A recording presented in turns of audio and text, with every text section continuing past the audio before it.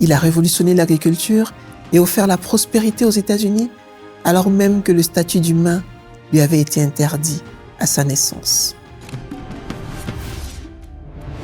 Chaque semaine, découvre une icône, une inspiration, une fierté, la mémoire vivante de l'Afrique et de sa diaspora, les immortels.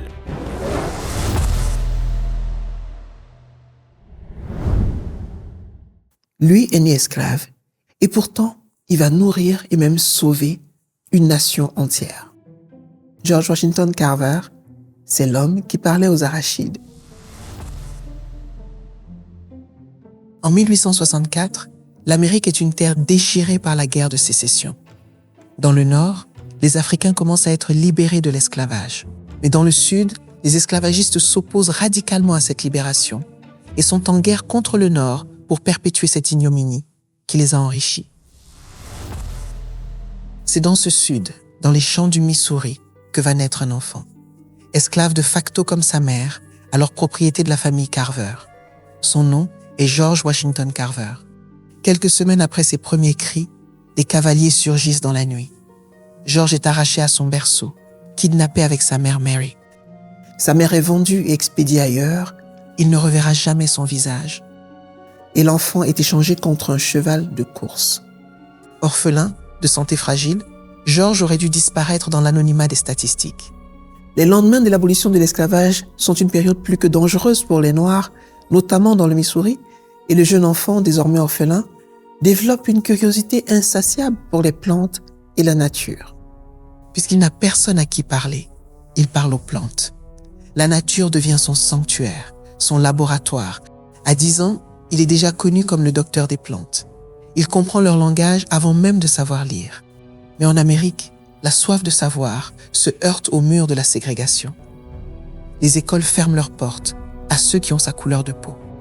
Il marche des dizaines de kilomètres, seul, d'une ville à l'autre, pour une seule raison, apprendre à lire.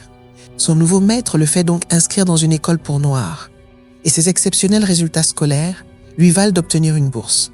Une université accepte enfin son admission. L'avenir semble s'ouvrir. Il monte dans un train, avec ses maigres économies et un espoir immense. Il ne sait pas encore que le pire l'attend sur le campus. Ils avaient admis un dossier d'excellence, mais il découvre un jeune homme noir. Les regards se glacent. Le responsable de l'établissement lui retire sa bourse et son inscription. Admis par son génie sur le papier, refusé par la haine dans la réalité. Il refuse de plier. Il lave du linge, fait des petits boulots et continue d'étudier seul. Son esprit est une forteresse que personne ne peut assiéger. 1894, la consécration. Il devient le premier étudiant noir diplômé de l'Iowa State College. Le monde scientifique commence enfin à entendre son nom. Il devient professeur. Une révolution silencieuse dans les salles de classe de l'Amérique blanche. En 1896, l'appel de Booker T. Washington change sa vie.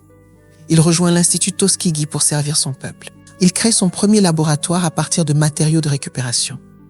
Pour George, rien n'est un déchet, tout est une ressource potentielle. Pendant 44 ans, il va dévouer chaque seconde de son existence à former et libérer par la connaissance. Il démocratise le savoir agricole là où il est le plus vital. Les terres du sud des États-Unis sont appauvries par la plantation intensive de tabac et de coton. Le sol est épuisé, les fermiers sont ruinés. Une famine invisible menace les familles les plus pauvres. Le Dr Carver demande donc aux agriculteurs locaux de planter des arachides pour fertiliser les sols et des patates douces pour régénérer la terre que le coton a sucée jusqu'à la moelle. Carver apporte des solutions. La rotation des cultures. Il invente 300 produits dérivés de l'arachide et 100 de la patate douce. Il transforme des aliments simples en une économie nationale. Son génie force l'admiration des plus grands. Henry Ford et Thomas Edison le sollicitent avec des salaires mirobolants. Mais George refuse systématiquement, choisissant la mission plutôt que la fortune. Il invente une école mobile pour apporter la science directement aux fermiers pauvres qui ne peuvent pas se déplacer. Il ne cherche pas la richesse personnelle. Son objectif, aider les agriculteurs pauvres du Sud américain, et notamment les Noirs, à diversifier leur culture pour améliorer leurs conditions de vie.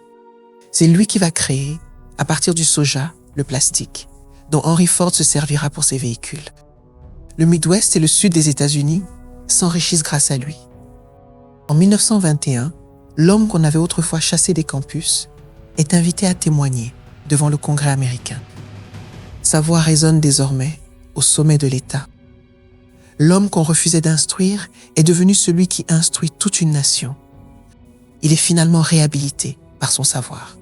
Mais même au sommet de sa gloire, il reste un citoyen de seconde zone. Il subit l'humiliation constante des lois Jim Crow, se voyant refuser l'entrée des hôtels et des restaurants lors de ses tournées de conférences. Au soir de sa vie, il reçoit enfin les honneurs et la reconnaissance due à son génie. Il devient consultant pour le gouvernement et reçoit une plaque pour service rendu à l'humanité. Il est également fait membre de la Société royale des arts de Grande-Bretagne en 1916. En 1940, il est proclamé homme de l'année et est couvert de diplômes honorifiques aux USA. Pour lui, la science n'est pas seulement technique, elle est une forme de dialogue sacré avec le Créateur, à travers la nature. Il appelle son laboratoire le petit atelier de Dieu. En 1943, George Washington Carver s'éteint, mais son héritage continue de nourrir le monde. De l'Alabama à l'Afrique subsaharienne, ses méthodes de régénération des sols sauvent aujourd'hui encore des millions de familles. Son héritage est une terre nourricière pour tous. We must learn from the earth. The peanut and the sweet potato will not only nourish us, but provide us with everything we need to thrive. George Washington Carver est un esprit brillant qui transforme l'agriculture en trouvant des centaines d'usages pour une seule plante. Son héritage est immense et pourtant, il n'est pas enseigné dans nos écoles. Pourquoi? Toi, tu le connaissais? Dis-moi ce que tu en penses en commentaire et télécharge l'application Infomédia qui te reconnecte avec le narratif africain sans complaisance mais sans condescendance.